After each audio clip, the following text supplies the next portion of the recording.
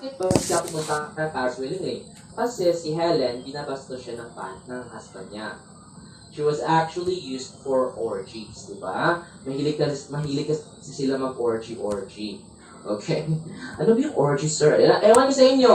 Okay, bahala kayo dyan ano yung orgy na yan.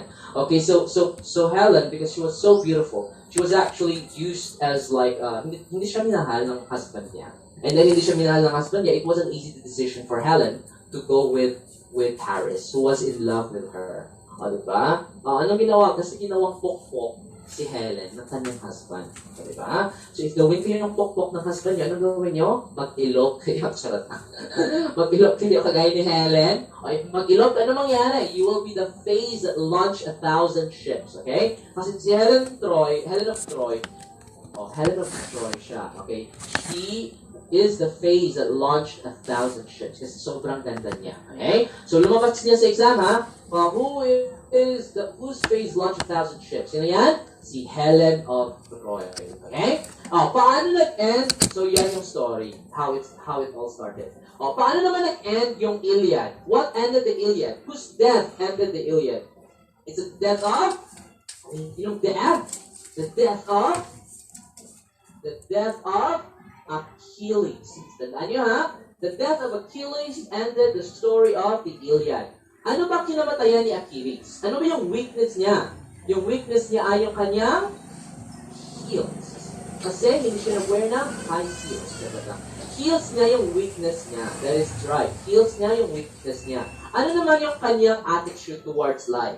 The rule of no caringness. Wala siyang pakialam. Okay? Wala siyang pakialam. Tendon daw. Kaloka kayo. Mag-tendon siya. Okay? Heal po yun. Okay? Heal po tayo kasi that is what we always use. Okay?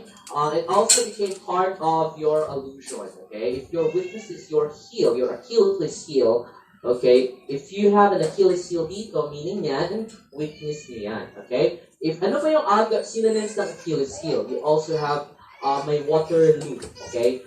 I-associate niyan, ha? Weakness, Achilles heel, another expression for weakness is Waterloo. Waterloo is a place where the undefeated Napoleon got defeated, okay? So, Waterloo. Waterloo, Achilles heels, these two expressions lumalabas sa exam, mga old board exam questions, they both mean weakness. Okay? Waterloo, and ano yung isa? Achilles heel. Okay, so father of epic poetry, sino ngayon? Si Homer. And Homer is also considered as your mythical geographer. Let's yung mga una-una lang, next sinusulat one, ko ng Indian national poet. Sino yung Indian national poet? Si Kalidasa. Yes, Ronel, tama po kayo. Tungkol sa kay Achilles. Kasi yung heels niya lang yung hindi na-dip sa river na yon. It wasn't dip. Sana tinip na lang lahat-lahat. Yes, Indian national poet, that is Rabindranath Tagore. Sino naman yung Shakespeare of India? Ayan yung Sino naman yung Kalidasa. Shakespeare of India? Si Kalidasa. Kalidasa yung Shakespeare of India. Open na tayo. Father of Indian English poet. Kalidasa. Father of English poetry. Father of Indian English poetry. Bago naman ito. Okay, bago ito. Sino yan? Father of English poetry, si Nassim Ezekiel. Okay? So please add that to your schemata. Hindi lang si Daddy Tagore at si Daddy Kalidasa yung meron dapat sa mga poetry sa India. You have Nassim Ezekiel. Okay? So sa India dyan, meron tayong tatlong genres. may kalaro na si Monty si Tatlong types or tatlong genres that we always discuss. Okay? Literary text. Okay? Saan dyan yung sacred text? Ano yung sacred text sa Indian literature? Is it Rigveda, Upanishad, or Panchatantra? Sacred text. Sacred text ay Upanishad. Okay, sacred text is Upanishad. Upanishad, pakala kayo dyan, basta Upanishad. Okay?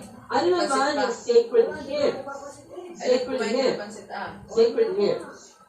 It's Rigveda. Bakit siya tinawag na sacred hymns? Dahil sabi nila, these hymns came from heaven. Saan siya nanggaling? Came from heaven. Galing po siya sa akin kasi nasa heaven ako ngayon. Look at me, I have wings. Charot lang, okay. Yes, I confirm po, galing po yan sa akin, yung Riquelda, ha? Okay. Okay, galing po yan sa heaven. Okay? Wag lang kayong pakuha sa akin kasi magkuha pa kayo ng board exam, okay? Diba? Feel pa yung wings ko ngayon. Charot lang. Okay, so ano nga yung last? How about yung ano tawag dito? Yung fable. Rig Veda is sacred hymns. Upanishad, sacred text. Ano naman yung fable? Yan yung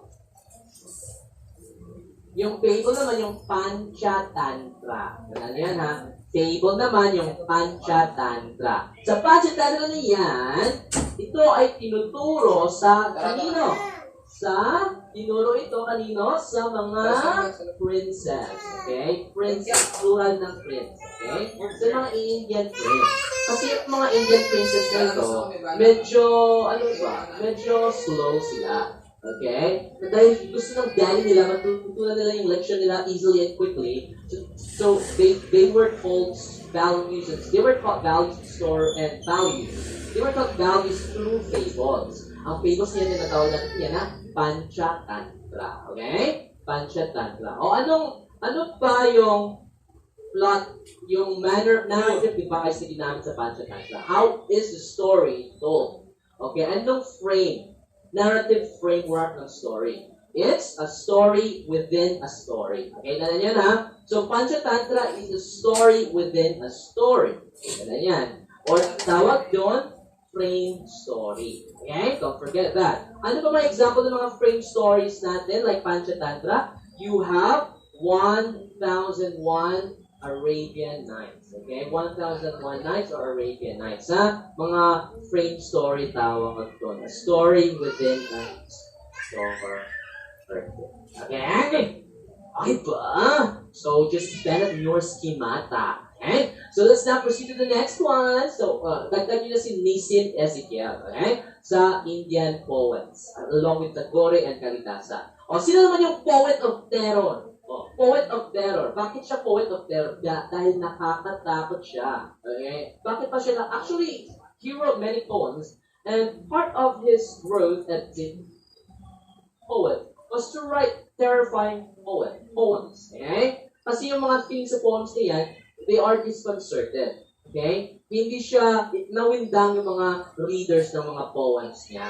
O, sino yon? Sino yung poet of terror na yan? Siya din po yung sumulat ng poem na Road Not Taken. O, sino yon? Road Not Taken. Big clue na yan. Robert Frost. Si Robert Frost. Okay? Robert Frost. Okay? Robert Frost is considered as the poet of terror, but he is also a poet, the poet of courage. Okay? The poet of courage din po tawag sa kanya. Okay? So both a poet of terror and poet of courage. And ayan ha? And ang most common, ano ba yung mga theme ni Longfellow sa kanyang mga poems? Ano ba yung common theme sa mga poems niya? It's yung indecision. Okay? Indecision. Okay? So, yun lang. Okay, let's now proceed to the next one. Let's go to the next one. Father of stream of consciousness. Sino naman yung father of stream of consciousness? See? Siya lang naman yung writer na sumulat gamit yung crayon. Kasi nabulag siya. Okay? Nabulag siya, so to help him write, hindi naman totally blind or partially blind. So to help him write, he decided to write his last novel in using crayons. Okay? Sino yon? Siya din po yung sumulat ng Ulysses. Ulysses tungkol kay Leopold Bloom. Okay? Leopold Bloom, the blind writer who wrote Ulysses, whose main character is Leopold Bloom. O, take note mga words niyan. Lumalabas yan, mga previous word items yan. O, sino yan? Si JJ. Sino si JJ? Si James Joyce. Okay? Sino yan? Si James Joyce. Okay? Si James Joyce. Okay? Father of stream of consciousness. Question. Yung stream of consciousness na ito, is this linear or non-linear? Ibig sabihin ba, linear ba yan? Like, merong smooth flow lang. Smooth flow yung pagsulat ng write-up. Linear or non-linear? It's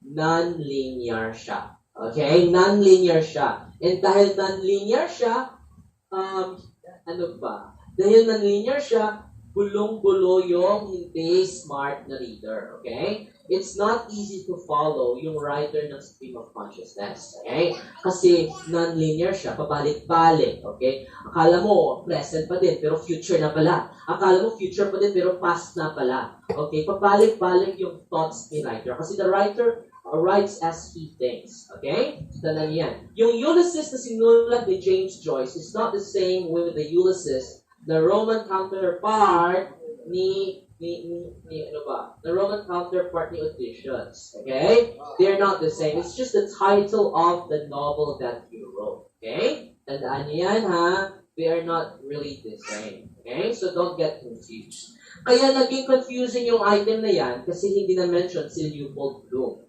If merong Leopold Bloom, automatic, James Joyce yan.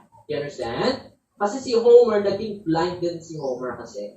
Pero basta Ulysses and Leopold Bloom, automatic James Joyce. You understand? I'm sure you have encountered that item before. Pero if Ulysses pa din, walang James Joyce, walang Leopold Bloom, James Joyce pa din yun. Kasi si Homer po, he didn't write Ulysses. He wrote Odysseus. Kasi si Homer ay Greek. Okay? Yung Ulysses na name, it's Roman. Tandaan yan, ha? Roman po yung Ulysses na name. And yung Greek counterpart ng name niyan is Odysseus. Okay? Okay. Nandulog ko ako. I haven't eaten my breakfast pa. Nakita naman yung breakfast. Charot lang. Okay, let's now continue. Okay, proceed na tayo, ha? Si Father of Stream of Consciousness, sino nga yun? Si James Joyce. Stream of consciousness, non-linear. It's a way of writing kung saan yung author writes down what he thinks. Okay? He writes down as he thinks. So, non-linear siya, magulo siya pa sa akin. And yung famous counterpart ni James Joyce dito, sino yung famous counterpart ni na babae? Siya yung sumulat ng Mrs. Dalloway. Sino yon? Mrs. Dalloway. Siya naman yung babaeng writer who drowned herself using stones. She put stones in her pockets and went to the river. Yeah, she went to the river and drowned there. Sino yon? Sino siya? Yung babaeng yon. Virgin siya. Charot lang, hindi siya virgin. Okay?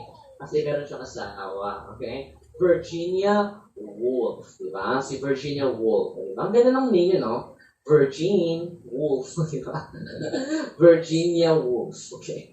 Si Virginia Woolf, yes. She basically died. She killed herself. Many great writers actually killed themselves. Okay? Pero hindi sa ibig, sadly, that is so true. Many amazing writers killed themselves, including yung si Yasunari Kawabata ng Japan. Another board exam question. Saang country, maraming writers, maraming mga literary figures who killed themselves? Saan yan? Sa Japan. Okay? Sa Japan lang naman, maraming mga writers who killed themselves. Okay? So, Japan yun, ha? Okay. Sa Japan po. Talo kayong mga spelling ng Wolf na yan. It's W-O-O-L-F. Okay? Okay, si Virginia Woolf. Okay, sa Japan po, yung country maraming nag-suicide ng mga writers. Isa pang writer na nag-suicide is the one who wrote, he is one of the lost generations na writer. Okay? He killed himself by shooting himself. Okay?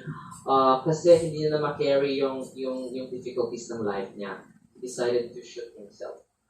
Harakiri tuloy. Iba yung harakiri po. Iba naman yung harakiri. You do harakiri to preserve your pride. Okay?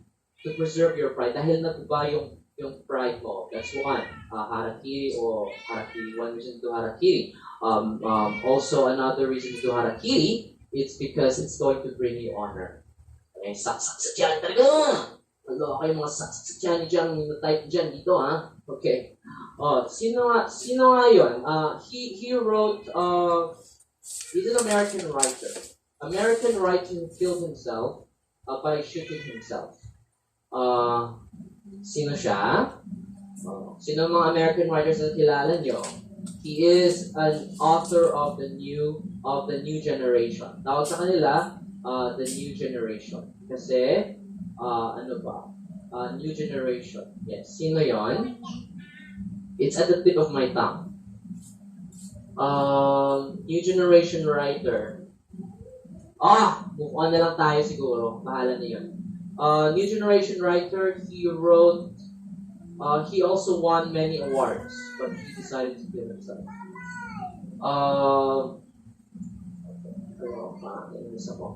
Nainis ako, I forgot his name.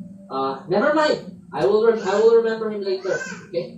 Punta na tayo dito. Father English Grammar, sino yun? Si Lindley Murray. Father English Grammar is Lindley Murray. Okay? Father English Grammar is Lindley Murray. Representative of the Victorian era. Sino naman yung representative ng Victorian era? Basta makita nyo yung Victorian era, automatic maalala niyo siya. Sino ba siya? Si Lord Tennyson. Lord Tennyson actually paved the way for the Victorian era to flourish. Victorian era, during that period, nag-flourish talaga yung literature. Kasi si Queen Victoria is a supporter of the arts. Okay? And one of her most favorite writers is no other than Lord Tennyson, who paved the way for the Victorian writers to write. Question, ano bang meron sa Victorian era? Victorian era is a combination of romanticism. Okay, may mix yan ng mga romantics at mix din ng ano ba?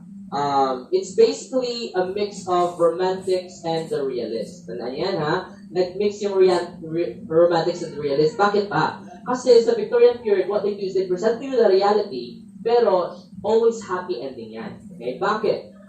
Kasi dapat victorious palagi yung main character. So may pagka-romantic siya na style. Okay?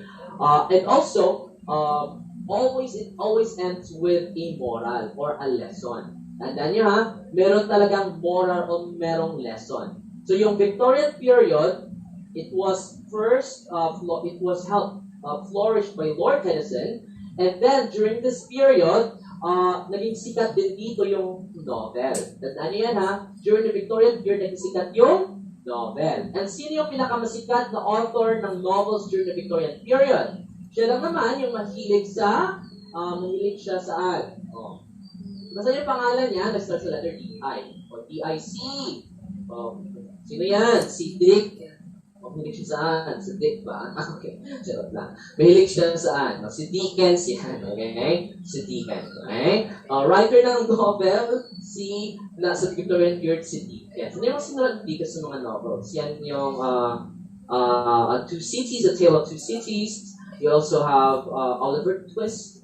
Okay, so yung mga novels na ito, which was a genre that flourished during the Victorian period. Tandaan yan ha, Victorian period novel that flourished. Okay, and it was basically yung name na dito na tumatak sa mga tao si Dickens talaga.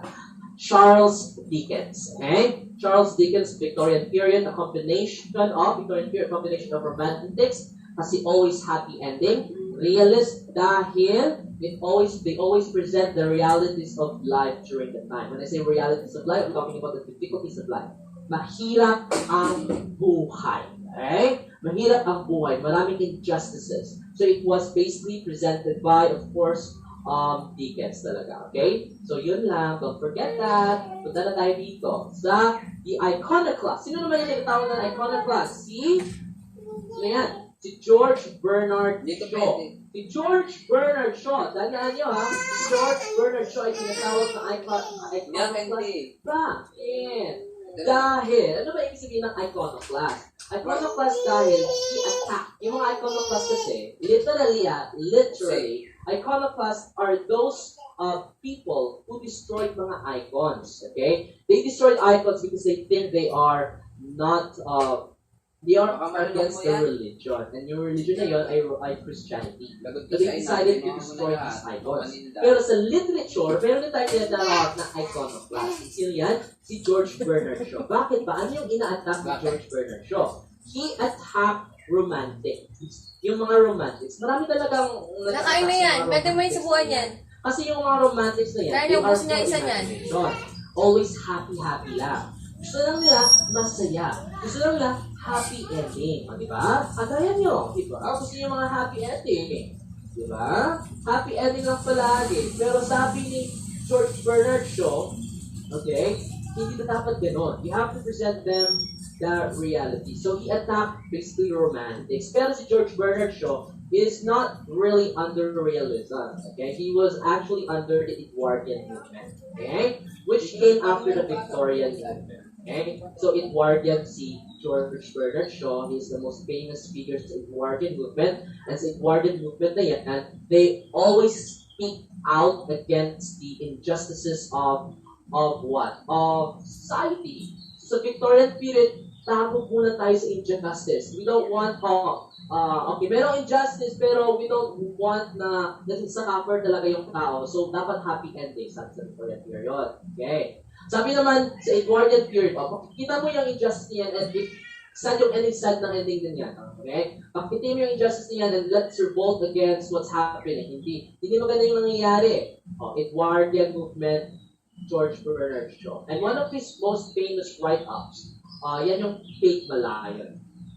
Okay? Pygmalion siya. Okay? So, Pygmalion. Okay, tandaan yung Pygmalion na yan, ha?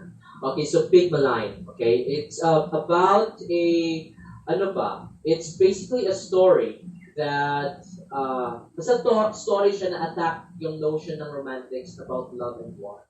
Okay? That attack their notions about love and war. Okay ba? Here we go.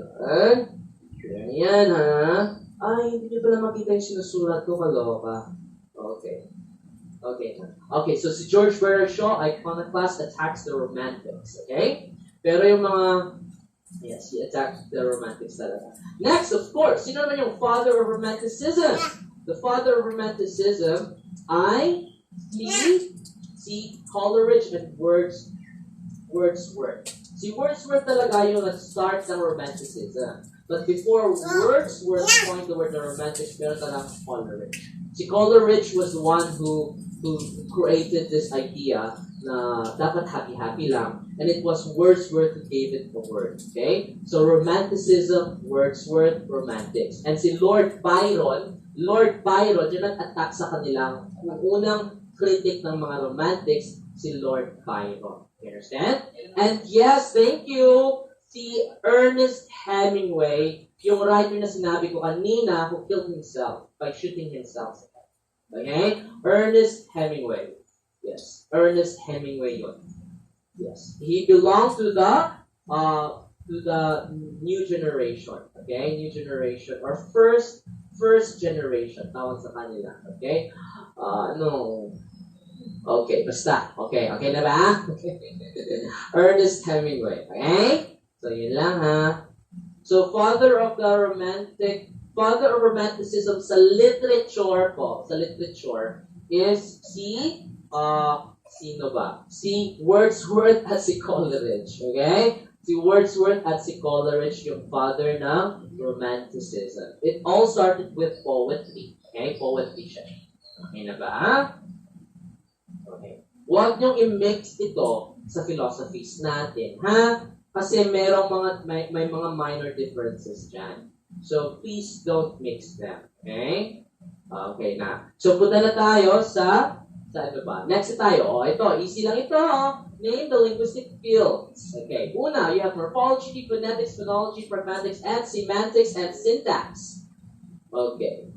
Semantics and syntax. So, identify natin. Number 1, language use. Saan ba yung language use? Paggamit ng language that falls under, saan ba yung nag-fall under yung language use? That falls under, dito nakapasok yung speech act theories, dito nakapasok yung speech act theory. Ano yan? Yes, this is your, language use.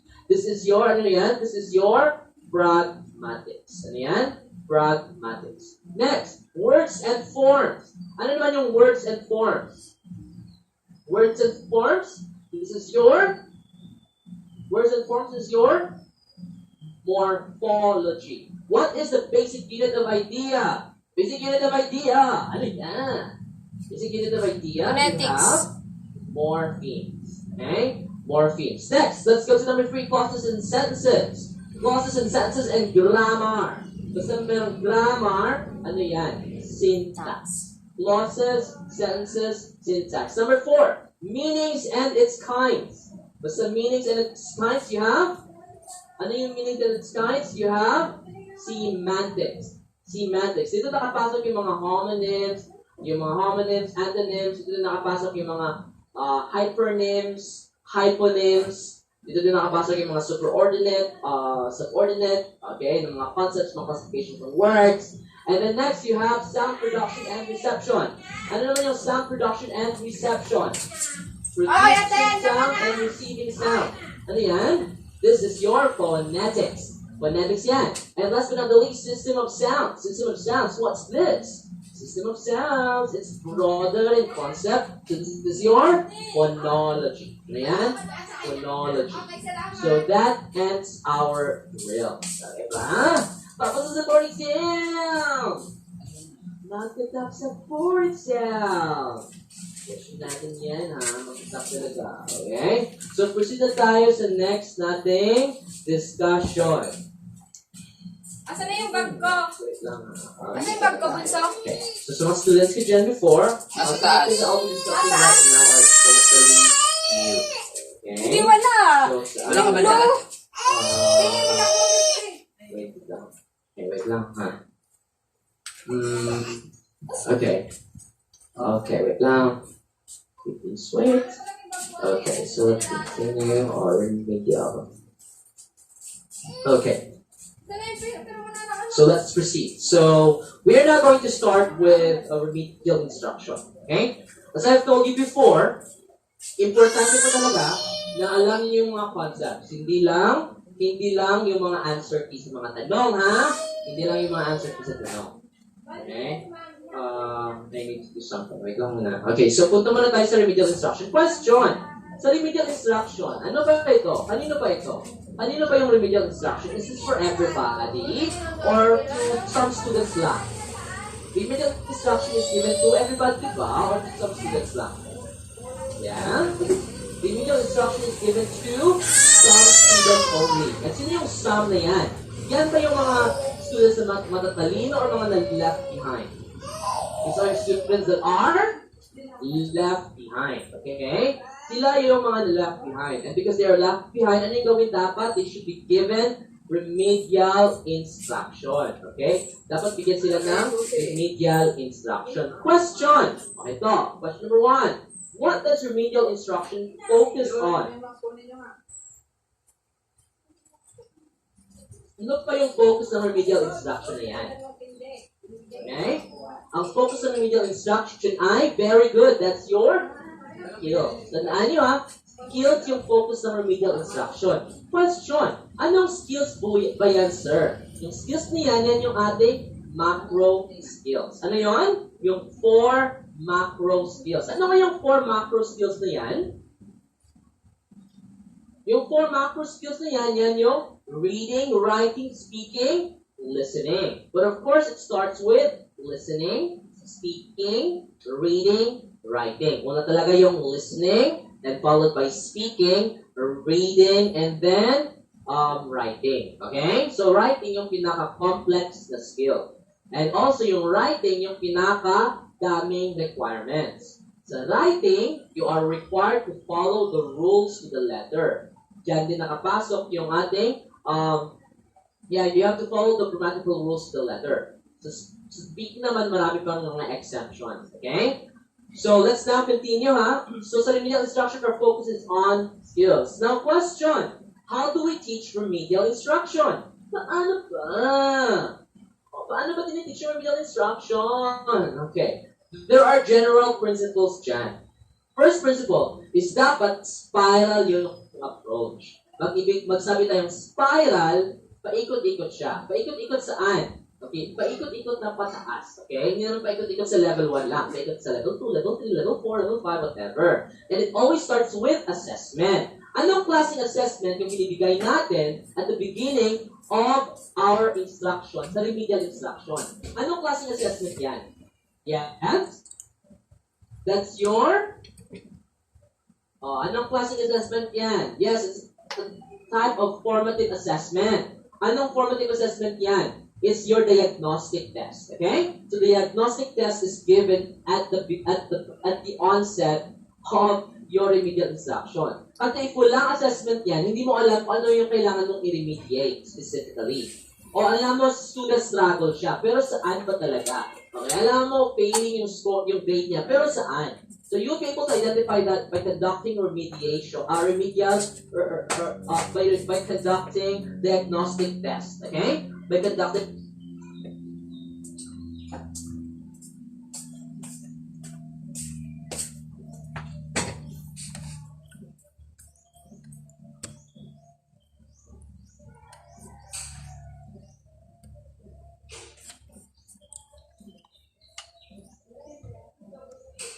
an example of a spiral approach siya. Okay? Paikot-ikot siya. Assessment, instruction, assessment, instruction, assessment, instruction. Parang ganun. Okay, next, number 2. Dapat improve mo yung self-efficacy ni learner. What do we mean when we say self-efficacy? You have to believe in them. Tandaan niyo yung mga students natin sa remedial instruction, in most cases, these are the students who have been told many times na bobo sila. They are the ones who have been told na hindi sila magaling, na pabigat sila, o di ba? And dahil dito, in most cases, yung mga student na ito, mababa yung expectations nila sa sarili nila. And dahil doon, as teachers, dapat, one of the things you have to do first is you have to improve their self-efficacy. You have to believe in them. You have to tell them that you can do it because I believe in you. O, di ba? So, dapat ganun. You have to tell them that I believe in you so that they believe in themselves. O, question, anong tawag sa effect na yon? Anong effect yon? I believe in you, so you have to believe in yourself. Is that Galatea effect or Pygmalion effect? What effect is that? That is an example of your Pygmalion effect. What is another term for Pygmalion effect? That's your Pygmalion effect is your Rosenthal effect. Okay? Pygmalion effect, Rosenthal effect. Self-efficacy has to be improved. So you have to believe in your learners. Especially learners natin sa remedial instruction, ha? So wag nyo silang i-insultuhin kasi marami ng insulto silang nahaharap, okay? So you have to tell them na magaling sila, that they are doing better and that they are doing well, okay? So dapat ganoon. Next, in principle, establish meaningful connections. Dapat merong learning in context. How do you establish learning connections? Dapat you connect mo yung lesson mo sa buhay nila.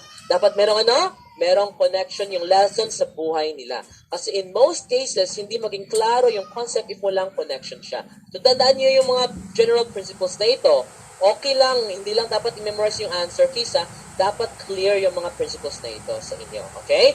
Remedial instructions sa mga batang nahihirapan sa lessons. So, what do? We have to believe in them. Pygmalion effect. And then, we conduct first what? Diagnostic assessment. Okay, diagnostic test. And after diagnostic test, you do instruction and then again, assess again. And then, when you are doing instruction, dapat anong meron sa instruction mo? Dapat merong meaningful connections. Dapat yung instruction mo, i-relate mo sa buhay nila. And of course, dapat when I say buhay nila, yung reality sa buhay nila. Hindi naman lahat ng mga mahihirap na things sa buhay nila. I-mention mo, baka matrauma yung estudyante sa klase mo. Dapat related siya sa things that they can use in their life. Like say, tungkol sa, say,